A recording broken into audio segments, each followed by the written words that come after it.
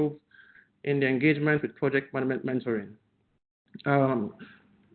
So I've been well introduced by Hayat. I currently head project management capability building at Nawa Energy Company.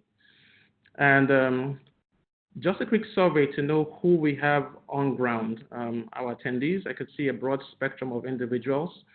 So we're going to have a quick survey just to know who we have on ground, to see what describes your organization. So in my organization, for example, we have a dedicated team focused on building competence in project management. And I want to see if this is something that is new to your organization. Do you have an existing framework for project management development? Are you aware of this? Are you planning to build one, or is there no existence of a framework? So if you could look on your screen now, a poll has been put up, and we have 3 questions. We have a question with 3 options. What best describes project management capability in your organization? So we're going to have a 2-minute window to answer the questions.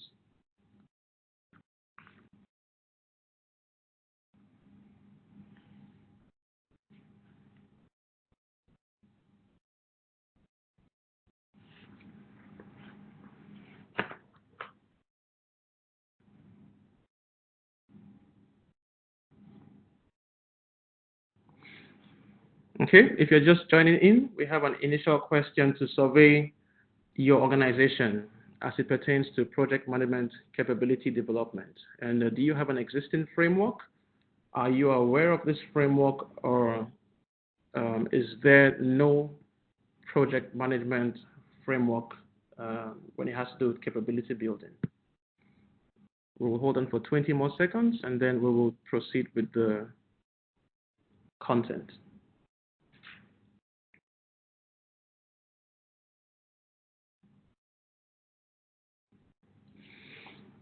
Okay, great.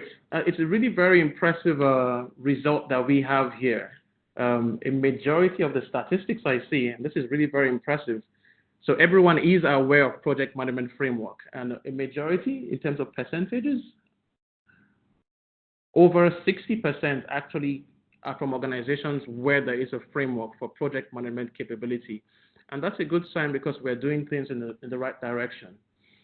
For attendees who are not aware of that, this training will be twofold, where we'll focus on mentoring and also touch a little bit on competency development in the organization. So my objective will be to introduce mentoring in project management. I would also be describing the various mentoring relationships that could exist in your organization, explain to you how you can set up a mentoring program, and for attendees who already have a mentoring program, we'll be sharing how we can sharpen the mentoring program that you have. Outline skills for effective mentoring. Again, we're focusing on getting it right with project mentoring. So a couple of skills on how we can improve on the engagement will be highlighted. And finally, sharing lessons learned. Like every mentoring engagement, the beauty is learning from individual experiences. And I'll be sharing a couple of lessons on my journey in project management mentoring. This training picks from a wealth of research on PMI websites, case studies. I love going to PMI's Pulse of the Profession because you have rich content in there. So you're going to have a lot of referrals and content from these articles. Now, in cases where I haven't highlighted the source of the content, they'll be mentioned by each quotation. So let's get into it. Project management has been defined by PMI as the application of knowledge, skills, tools, and techniques to project activities with the objective of meeting project requirements. And that's a key word in there. We're applying knowledge, skills, tools, and techniques. And when it comes to mentoring, we're trying to see how can we sharpen the knowledge? How can we sharpen the skills? How can we sharpen the tools and techniques? And the entire objective around project management is driven by that one individual, the project manager. And I would have put in a second poll in here, but there's no need to. When we think about the project manager, what comes to your mind? I've heard a lot of responses. I've heard a project manager referred to as a Superman, as a superhero, someone who can actually solve problems. We've seen the project manager as one who meets the needs of others. So you think of a need, you think of a project manager, a hero with a plan. So you're thinking about somebody who's going to save the day, but save the day in a structured manner. Project managers are also conveyors of processes. So they employ processes with strict discipline. A very key important word is project managers are leaders. And when you look at the bigger picture as it deals with the value of project management, I mean, we've all have heard different opportunities as to why we run projects and the value of project management. There's a white paper by PMI actually titled The Value of Project Management. And I picked this up because it's telling the story from a different perspective. It's telling a story from the customer perspective as to how they've experienced project management benefits. So we've seen statistics showing that project management has now become a core competencies in some organizations. We've seen how project management has helped organizations from overspending or spending on projects that will fail. We have a McKinsey & Co. report, 2010, that has placed project management as a top priority as they look towards the future. And a very interesting one, which I found on this white paper by PMI, is that individuals now go to the PMO because they know how to deliver project activities. So there's a huge value of project management as it deals with helping organizations deliver results. And based on this need, we have a war for talent. We have a scarcity, a need for project managers has been increasing in the organization. Now, the term the war for talent was first mentioned in a 1997 research by McKinsey & Co., in which the sample space of companies they looked into, 77% of them had a major challenge attracting the right talent, 77%. And 90% of those organizations had a difficulty retaining those talents. There's also a similar article out there right now that talks about the high attrition rates of project managers. So we have this huge need for these scarce resources. We have this need for these skilled individuals. And then we have difficulty retaining these individuals. Now, for those of us who are aspiring to go into the project management profession, the Job Growth and Talent Gap report by PMI estimates that by 2027, 87.7 million people will be working in the field of project management in different project-oriented roles. That same report talks about the fact that about 2 million people per year will be enrolled into project management roles. So that shows to a high need for project management competence, project management skill sets as we move into the years. Now, based on this need that we have, where do we find project management or project managers? Is the world of today now raising project managers? Are they being born or are they being made? It's an age-old question. Right now, as I have this webinar, I see a lot of smiling faces. And I won't be raising a poll right now, but where do we get project managers from? And it's a very interesting question. To answer that question, I'm going to take us to the skill set of project managers. Now, here's a tool that will be very useful for everyone on this webinar. In case you're not aware of it, PMI has developed the Project Management Competency Development Framework. It's a very important tool and a very important framework that outlines, irrespective of your industry, irrespective of the size of your organization, there are key competencies and key skill sets that project managers have to possess.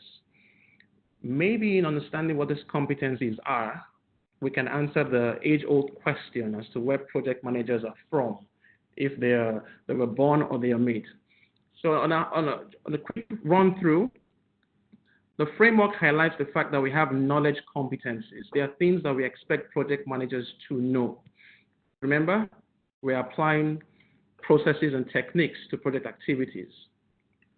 And then we have performance competence in the fact that how does a project manager apply this knowledge to meet project requirements.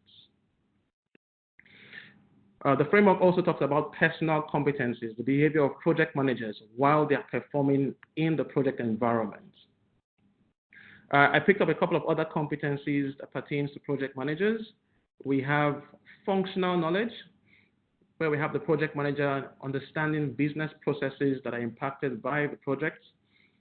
We have technical expertise, because your industry will vary from industry to industry, and there might be a requirement for the project manager to have some specific skills and knowledge as it pertains to that industry. And of course, a very key competency is leadership, all right? The tenacity, durability to face adversity and lead other individuals as we progress in running projects. If you look at these competencies, you can see that some of these skill sets you have to be born with, and some of these skill sets you're going to develop as you progress through your journey in project management. So I know you wanted an answer as to a yes or a no, but I say project managers are neither born or made. It's a combination of both. They are developed through the process. Hence the need for looking for opportunities and avenues to build skill sets. Mentoring could be one of those ways. Now, Patricia M. Hensworth wrote a book titled The Accidental Project Manager. It focuses on that techie who has, the accidental project manager, that techie who has grown and suddenly has been appointed the role of a project manager. And I'm going to have a question very soon coming up. But now, when we were in college or when we were growing up, we thought about being a fireman, being a police officer, being in a different organization. But how many of us are accidental project managers? How many of us suddenly got thrust and thrown into a role of delivering a project? So I'm going to have a second poll right now to describe yourself.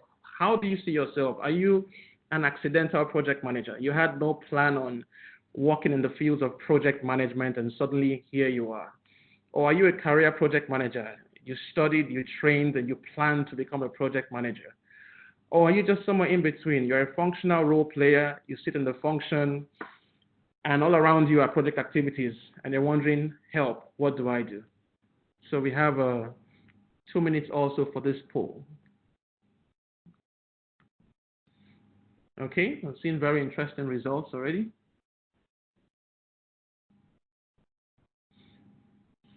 So we have 42 attendees. I would love if we have 42 responses so we can have a, okay. I'm seeing a couple of accidental project managers.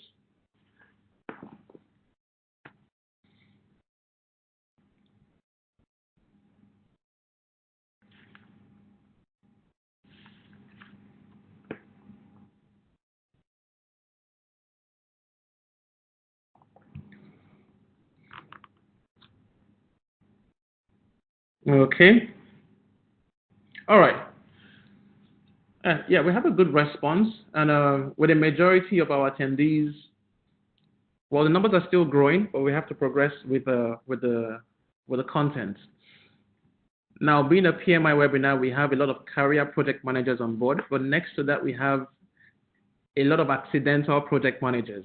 And don't feel alone. A lot of people in this room, including myself, had come into project management accidentally.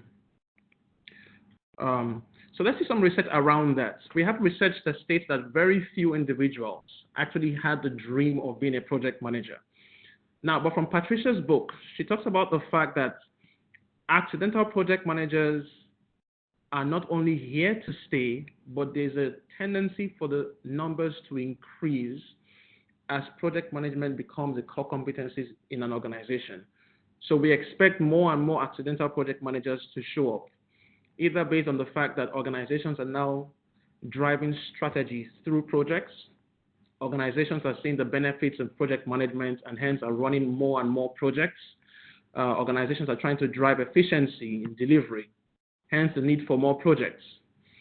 In her book, she also talks about the fact that accidental project managers are very likely to stay in the race because now project management is taken more and more seriously. I think in the past 10 years, we've had a very different approach towards project management. So with this knowledge that we have a lot of accidental project managers coming up, we have a new recognition of the value of project management. How do we make this induction into project management less accidental? How do we create a platform for more and more individuals to have the skill sets to run projects? Or even if you're an accidental project manager, how do we create an avenue for you to now start working on projects intentionally and ease the learning curve? It all boils down to mentoring and coaching. Getting it right with project mentoring. Now, of course, you have the theoretical definition of mentorship on your slide right now, but the key point is mentorship requires a relationship, okay, with two or more people, one, of course, being more experienced and, of course, one being less experienced to tap into the knowledge of the experienced individual. We talk about key skill sets of questioning, listening, clarifying, and reframing. In this exchange between these parties, sharing knowledge from one another. Now, there are tons of advantages of this exchange between the protege and the mentor. Research points to the fact that you have improvements of an individual development. You have, in coaching, activities are focused on individual goals. In coaching, you're focusing on opportunities to improve strength and development areas. But let's move into mentoring exactly. What exactly does mentoring focus on? Mentoring engagements are sometimes longer than coaching arrangements. So coaching is focused on performance improvement. But mentoring, I'm looking at a long engagement with an individual is sometimes indirect in nature, but it's focusing on developing the individual. It's development focused. Also in mentoring, it doesn't have to be by your direct supervisor. And in today's session, we'll be talking about different avenues where mentoring could occur, and it doesn't have to necessarily be by your direct supervisor. It could be by somebody else in the organization on the same level as you.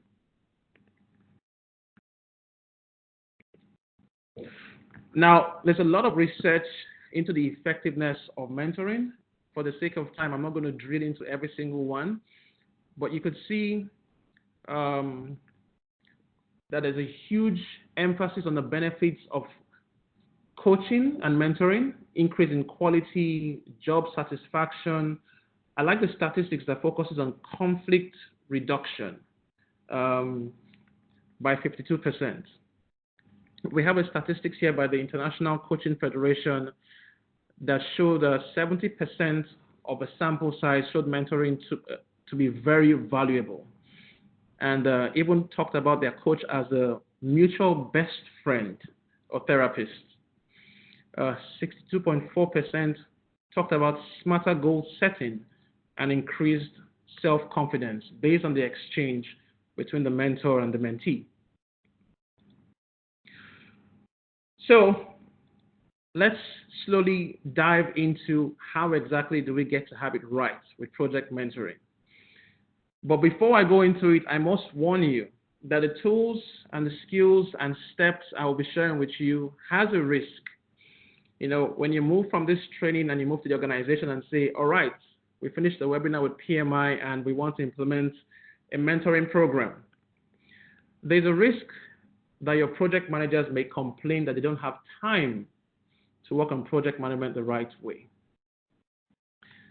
There's a risk that employees will perceive that having a mentor indicates incompetence. You know, why should I have a mentor? Are you saying something about my performance? What are you saying exactly, right? There's that risk you might face that pushback. There's a risk also that this mentoring thing could be called a flavor of the month. Let's see, they're going to get tired, and next month is going to be a new flavor. Okay?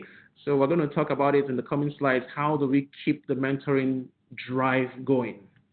But there is that risk, and it's something you should be aware of as you plan to reinitiate and improve and work on your mentoring program. Here's a very interesting one. There's a risk that mentors could be perceived as spies for management to see how things are going on. And if you have that kind of scenario, there's a challenge with trust, because why will I share my difficulties with you if I perceive you as a spy? And these are risks that we have to plan for and see how do we mitigate these perceptions before we commence with the program. And finally, this is a very interesting one I see a lot of people doing. The mentor may be enticed to take over the actual work of the mentee. So if the mentee always comes to me and says, I have this problem and have that problem, if you have a mentor who is really very active and very self-driven, he may say, you know what, step aside, let me just get the job done. And there's that risk you may face in your mentoring program. These are valid challenges you have to be aware of and plan to tackle. Now, PMI's, a 2013 survey by PMI provided two percentages, and I really wish the difference was very high, was very vast. But looking at 68% and 61%, they're really close to each other. But 68% of organizations, this is a success rate for organizations with a formal mentoring program, and 61% for organizations without a formal mentoring program.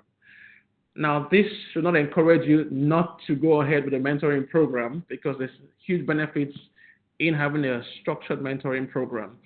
But I thought it was important I share this pulse of the profession report. Okay, let's dig into it. The words you see here are not English words on your screen. It is Arabic, so don't be shocked in case you're not a native speaker. It's imad. It's an Arabic word that stands for pillars, foundation. And when I think about project managers, I think about individuals that are the foundation of an organization. When I think about mentoring project managers, I'm thinking about building the structure for an organization. And these words would also help us in learning the steps I'll be proposing to getting it right with project mentoring. So the E stands for establishing the foundation. We're going to be seeing how exactly do we build a solid foundation for a mentoring program. And the M is the execution. We're just going to go ahead and mentor, and we're going to see a couple of tips on the mentoring experience. And while we're mentoring, typically to every project in execution, we're going to assess the effectiveness of that engagement. And from the lessons from assessing the effectiveness of the engagement, we're going to define and fix gaps. Because your program will not be excellent from the get-go. There will be opportunities to improve the program. So when you think about your mentoring program, think IMAD. We have to set the foundation, we have to execute the program, assess the effectiveness, and then define and fix gaps. Establishing the foundation.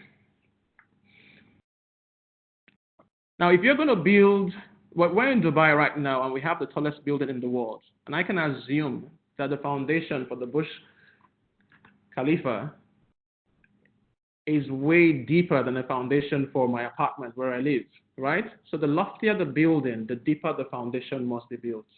You have to consider how high you want to go, how far you want to go, and that will determine the foundation that you are having.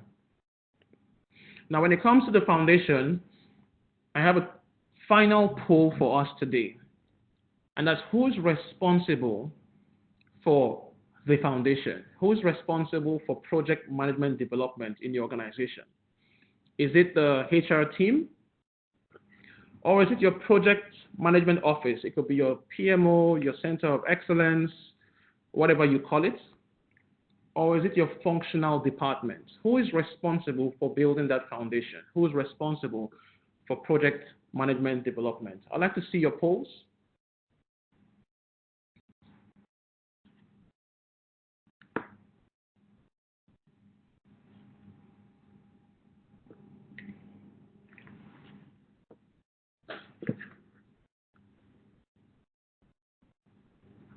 Okay.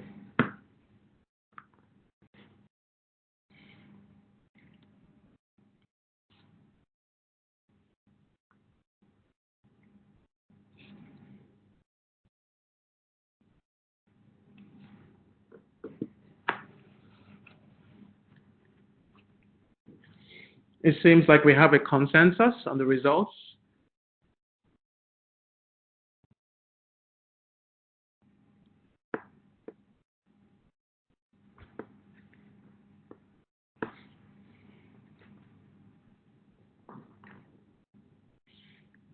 Just in case you haven't put in your results or your answers, we have 20 more seconds. Who is responsible for developing project management in your organization? Is it the Human Resources Department? Is it the project office? It could be your PMO, your Center of Excellence, your Program Management Office, whatever you call it in your organization. Or is it the functional department, engineering, human resources, IT? Where should that responsibility lie? Okay, we have over 60% of the polls say it's the project office. And it's a very, very interesting feedback. Now, potentially that feedback could be based on your experience in your organization. I'm going to share with you my experience. We have situations where you have your human resources team that has defined broad competencies for the organization. And project management is one of those competencies. But we need to understand that project management is just beyond the surface. Within project management, you have to dissect individual skill sets, developing work breakdown structures, building schedules. There are also the soft skills that are mapped to project management, performance of project management. And possibly that's why we have a majority of people saying the project office. So one thing is certain, the development of project management competencies should be done in collaboration and should be done by individuals who understand project management. So your project management office has a huge role to play, and your human resources department has a huge role to play as well. And I'll share with you why. So one of the first steps we implemented in putting together our mentoring framework was to have a policy for project management. Okay, better policies provide the key to implementing project management. And on that policy, we had processes, we had defined procedures, we had project management artifacts, templates, guidelines for the practice of project management. And then we created a defined team for capability building. In doing all of this, we had to ensure that the practice of project management was well known across the enterprise. Alignment had to be created. In setting your framework and setting your foundation, you need to position yourself in a way that your program is broadly accepted across your organization.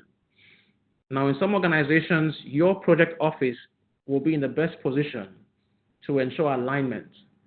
In some organizations, it might be human resources, but you want to ensure that your program is widely communicated, widely accepted across the organization before you kick off your mentoring program. Now, if you're working in an enterprise, alignment will also be key across the various branches of your organization. So that's the first step. You need to ensure that you create alignment and enterprise acknowledgement of the program. You know, it's one thing to have a good intention to mentor project managers and to build capability. But if no one accepts the program, if no one is aware of the program, then that program is a faulty foundation. Now, the second step in building your foundation builds on this scenario I have here on the screen. So you have three individuals. We have James Marshall that has no project experience. We have Abdul Ali, and we have Katie Oramos. Three individuals with varying competencies and varying experience in project management. How do you build that foundation? We've talked about the project management competency framework. But in looking at the different individuals in your organization, do you look for their weaknesses or do you look for their strengths? So the approach we've adopted in my organization is in focusing on strengths. So we have a competency development framework that outlines 22 competencies. But in assessing every individual in the organization, we have what we call a strengths finder, similar to the bestseller by Tom Rath on strengths finding. We adopted the same approach to project management. And not to poke into what project managers cannot do, but we switch the conversation to see these are your strengths, and then these are the rooms for improvement. We change the perception around development. Imagine your kid is coming home from work one day and from school one day, and they show you their grades. They have a couple of A's, a couple of B's, a couple of D's. Where do you focus on? Do you beat the kid down and say, wow, why did you score the D's? Or do you pick the strengths, focus on the strengths, and in acknowledging the strengths, find opportunities to also now develop strengths in other areas? Now, there's a great webinar on projectmanagement.com that focuses on introduction to strengths and finding the strengths to others. During my research, I stumbled on this webinar. We don't have enough time to go into it, so I said, you know what? I'm going to put the content right here. It's a two-part series, but focuses on seeing the strengths in others. Your project management framework and foundation has to target on strengths of your project managers. So here's a listing of the competencies we have in our organizations. It's very customized to our industry. And there are 22 competencies. And across these competencies, we've segmented every competency by the various classification of project managers. And we've broadly grouped it into three categories. We have the bronze level of project managers that have strengths for that level. We have the silver project managers that have strengths for that level, and the gold project managers. And every single competency of project management that we have defined based on our need in project management is mapped to the different categories of project managers in the organization. And when we assess the project managers, we have a strengths finder that shows where each project manager is strong in. And once you have that done, you now have areas where they can also develop strengths. You have to change the language. So the second step in defining your foundation is focusing on strengths and having a framework that is graded to each capability of the organization. Here's an example of one of the competencies, developing a work breakdown structure, which outlines expectations around the bronze competencies, the silver competencies, and the gold competencies. For our experienced project managers, we have a competency where we expect them to mentor other people in whatever predefined competency you have there. So let's go through the steps one more time in establishing the foundation. Ensure you have alignment across the organization. Define strengths for project management development. The focus is on strengths, not on weaknesses. Change the conversation around the organization. And then have a graded approach to development. Not every single person in the organization will have the same competencies. And if you're going to have a mentoring program, it has to be segmented based on the different skill sets and the different levels of project management knowledge in your organization. The third aspect has to do with mapping mentors to mentees. So you have the same three individuals in the organization. And your mentorship engagement has to be intentional. You have to map people intentionally. Now, don't get me wrong. There will be avenues for individuals in your organization to have their own communities, their own networks. But in getting it right with project mentoring, whoever is responsible for that initiative, either HR, either the project management office, has to ensure that the mapping and assignment of a mentor to a mentee is intentional. You don't leave mentoring to chance. Relationships are intentional. Now, there are several mapping approaches you could adopt. You could have a program manager to a project manager. I particularly see the second option as very effective, which is the PMO as the mentor. Now, because your PMO has individuals who have access to lessons learned and have access to knowledge. So your PMO has to play an active part in the mentorship engagement process. Also, this is a very interesting one. PMI has now increased statistics on sponsor involvement. We've noticed that we place a lot of emphasis on project management training, project manager skill sets, but who's focusing on the project sponsor? We have a clear expectation on the sponsor to also be an active participant in the project. Either he's mentoring the project manager, or we have some kind of mechanism to ensure that your sponsors are also being mentored. And of course, we have the most common, which is a mentorship by a subject matter expert. So ensure that you have the mapping defined in the organization. Your project manager, when it comes to mentoring, they have different natures. Your project manager is a leader, so he has to model desired behavior. He's a facilitator during the mentorship engagement, so he has to show genuine interest in his mentee. And also, the mentor has to have lessons to share. So a mentor without lessons is not a very useful mentor, for lack of words. So how do you set up your mentor selection in your organization? You need to have had some kind of mechanism to have assessed your existing project managers or your existing pool of mentors. There has to be a defined approach. Not everyone qualifies to be a mentor. Your assessment process could either be from a structured feedback from your project control team or from your PMO, if your organization is that structured. And you should also plan having interviews with project managers to ensure that you have the right person with the right skill set to mentor other individuals.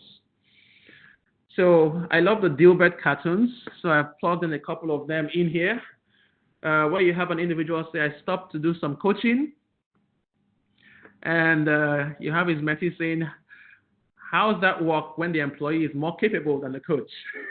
And you may have that experience also in your organization. And he says, let's start with your attitude, and you have the back and forth banter, says the angry guy. So you need to ensure that your mentor has the right skill sets to take that role of a mentor. I have a couple of tips in selecting your mentor in your organization. Let's look for seasoned project managers. Remember the definition of mentorship. It's an exchange and a relationship between two people. So you want to ensure that your mentors have a gift to give. You also want them to have critical and problem-solving techniques. Just before we started the webinar, we were sharing right here in how your mentor should have the skill sets to solve problems, because the mentees will be bringing problems to them to solve, and you want your mentors to be able to address that. Active listening is a key skill from your project mentors as well, from the mentees. And of course, communication skills. It's an interaction between multiple people, and that is very important. Now, industries that have very specific industries, it is very important that your mentee and your mentor has the technical skills required by the mentee. This is one of the challenges a couple of industries have, because then you have a lot of mentees heading towards a particular mentor based on the skill sets, technical skills, and then you have an issue with the mapping, to have a balanced mapping across the industry. So to wrap up establishing the foundation, and you will notice I spend the most time in establishing the foundation. And when you think about who is responsible for project management development in the organization, think about the foundation. Think about who is responsible for ensuring alignment across the enterprise. Who is responsible for defining the strengths for project management development? And again, who's responsible for the intentional selection across the organization? All right, so once the foundation is set up, you now have to mentor. You now have to execute mentoring. And it's pretty straightforward. There are a lot of learning modalities. We're used to the instructor-led training. But if you look at the red arrow on the chart there, coaching and mentoring has been seen as a highly effective avenue. However, the usage is really low. I'm going to go through a very well-known rule as it pertains to building competence. It's the 70-20-10 rule that says that in an engagement, you have three types of experience. And the majority of learning happens, 70% of that happens on the job experience itself. This was put together by the Center for Creative Learning. So when you're structuring your mentoring program, when you're executing your program, seek avenues for on-the-job experience. Now, it's important to have the training and the classrooms, but 70% of that experience comes from hands-on experience. Now, it's not classroom-based, it's focused on the job. It could be formal or informal in nature. It could also involve shadowing actual work.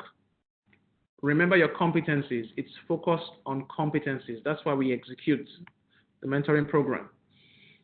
Now, one way you could actually have a hands-on, practical mentoring program that is experiential in nature is that you could have a mentoring guide. Most organizations have this for an introduction to the job. We call it a job familiarization guide. Your mentoring guide could include predefined competencies that you expect the mentee to have adopted. Also give provisions for the mentee to pick his competencies or her competencies, but most importantly, have smart performance activities that you want the mentee to have performed. For example, attending meetings, reviewing project charters, plans, change requests, attending governance board meetings. Set SMART goals that you want the mentees to have performed. Of course, these goals are defined in a nice guide for the mentee and the mentor to walk through together. Now, in our example within my organization, we've put together a mentoring guide that will be covered in 14.8 hours. And we give the mentee, depending on the amount of activities to cover, a 3-month span to go through activities of 14.8 hours, taking into consideration that they have their own job functions to perform. In technical environments, ensure that there are smart technical learning activities to be covered. So in mentoring, make it experiential in nature. That's the key requirement. Now, it could be, here's the second cartoon that we have here, where you see the mentor is losing, his steam, losing his energy. And that could happen also in your organization, where the mentor could start getting cold. And it's really important that you plan to sustain the mentoring process. Recognition, sharing success stories, training your mentors could be one way. Finding the right people and reinforcing their participation in the program could also help. Find champions at the executive level who could spread the word about the program. Seek different avenues to execute mentoring. It doesn't have to be only one-to-one. It could be many-to-many. It could also be through communities in your organization. Grow slowly. Don't be too eager to have an enterprise-wide mentoring program. You could also have it within the function, within the team. Grow slowly. Remember the key statement: think big, start small, grow fast. Okay, so grow slowly is very important to sustaining the process. Okay, a couple of best practices. Ensure that you have leadership buy-in. Execute. Train your mentors. Remember the selection process. The mentors have to have the right skill sets to mentor other people. And think big, start small, grow fast. So mentoring should be experiential in nature. Mentoring, plan to sustain the process as you go in through the program. And then in A of IMAD, you have to assess that engagement. You have to find means to see how is the relationship between the mentor and the mentee going on. You need to have evidence of effective mentoring. So you have a couple of statistics you could actually put together to check the performance. Number of mentoring that was terminated early and why. Number of employees who self-volunteered to become mentors. How about the number of mentees who have gone on to mentor other people? So it's very important in the engagement to assess how effective is your program going on. I've listed a couple of others on the slide.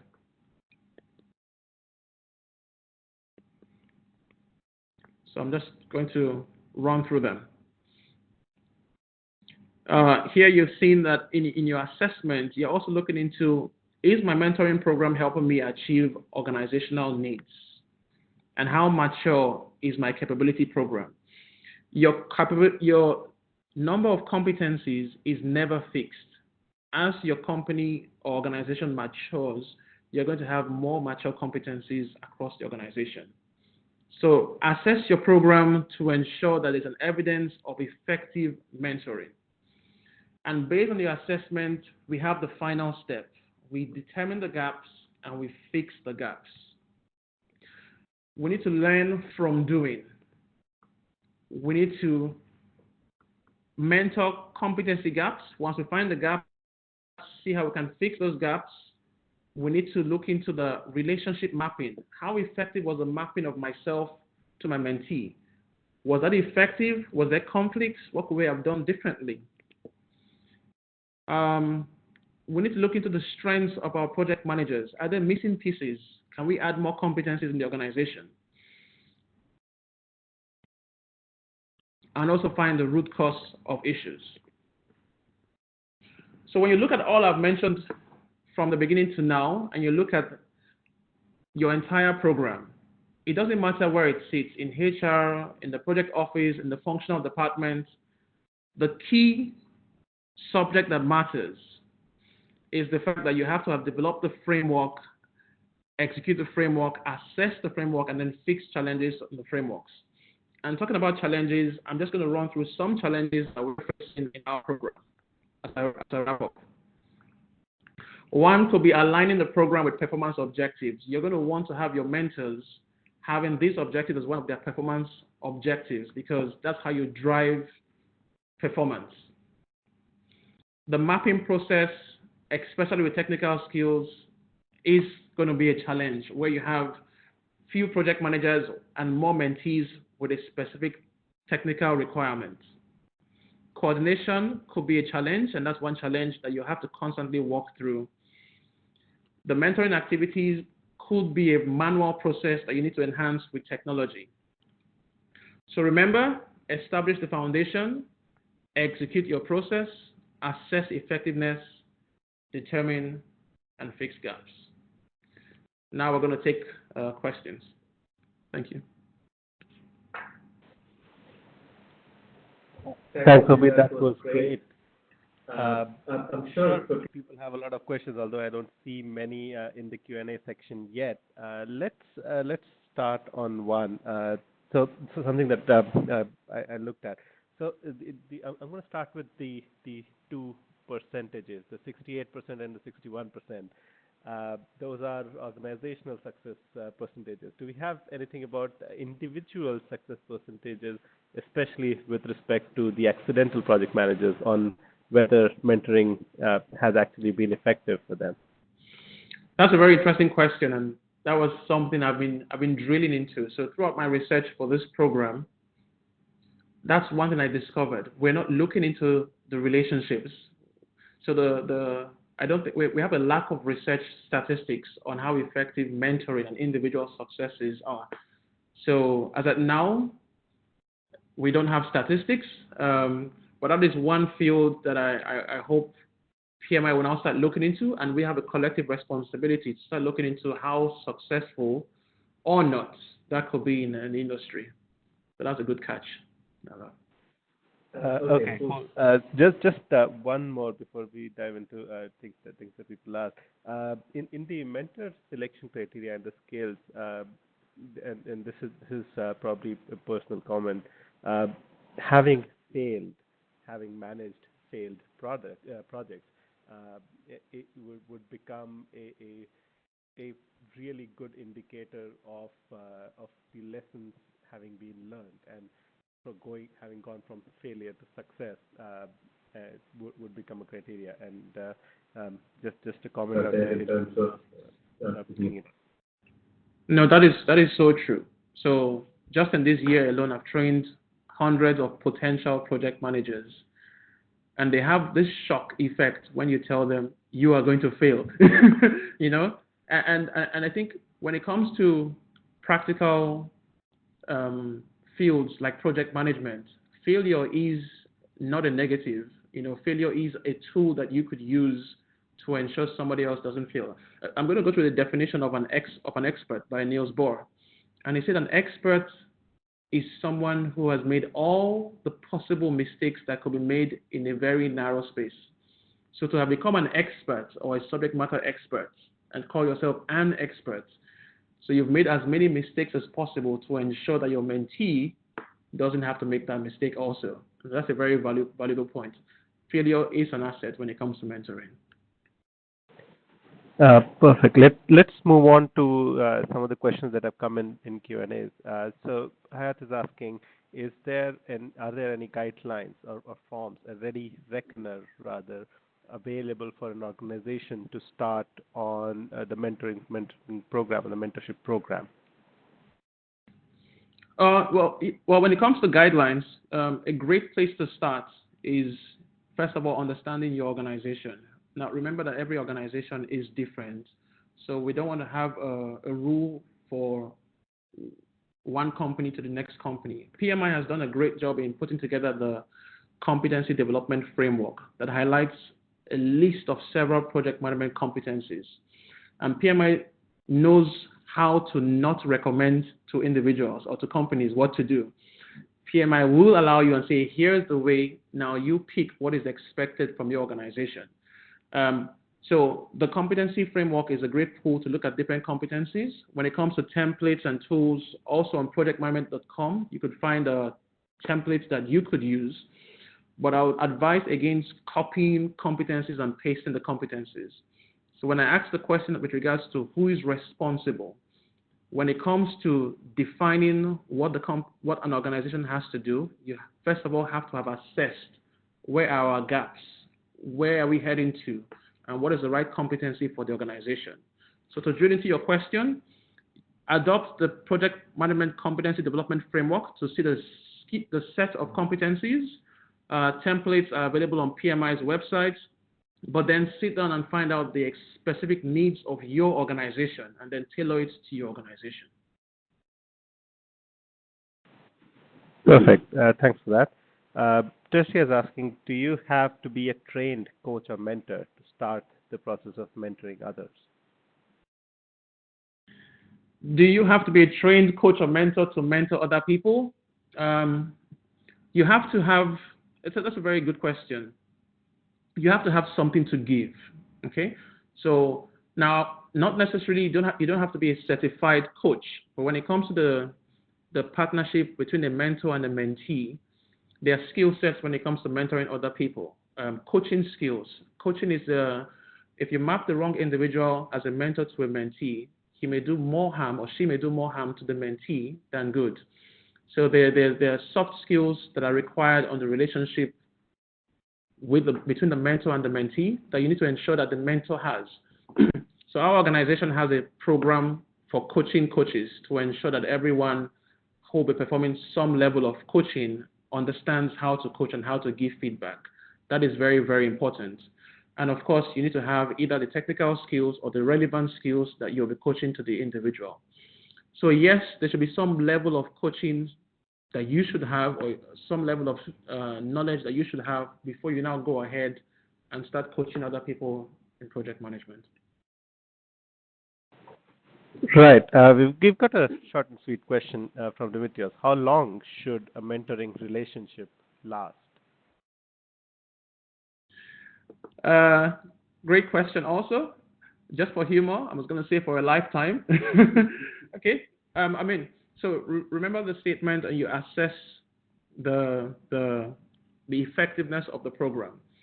Now, with mentoring relationships as opposed to coaching relationships, the engagement continues longer than expected. In fact, the mentor and the mentee could form relationships that survive the life of the project. But of course, you're still mentoring and you're ensuring that capabilities and skills are built. So as long as you can now depict that these skills have been learned practically and they can be exemplified, that could be the life cycle of the mentoring engagement. But with mentorship, it's very different from coaching because it usually now it continues. The mentor and the mentee, they form relationships that continue in future projects. So as much as possible, for the mentoring guide, we have a timeline, an expectation for the mentoring guide, but for the mentoring relationship, it continues way beyond the project. I don't know if that answers the question. It does to an extent, I believe. Yasmin is asking a very relevant question again.